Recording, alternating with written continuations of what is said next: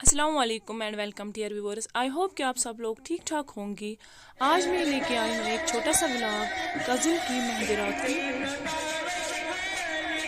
यहाँ पे लगा रहे हैं दुल्हन को मेहंदी।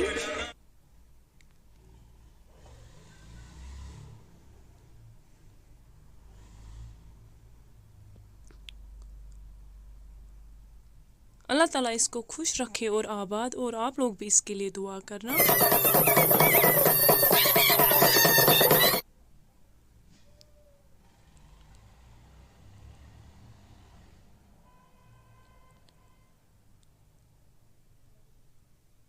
अब हम दिखाएंगे बाहर का व्यू।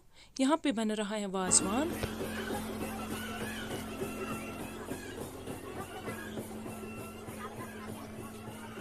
हमारे यहाँ वाजवान ऐसे ही बनाया जाता है लकड़ी पे। ये हो रहा है शाम के लिए खाना तैयार यहाँ पे मेहंदी रात के लिए। इसमें बहुत सारी वैरायटी बनाते हैं वाजवान में। अब लगभग बज गए हैं शाम के 10:30।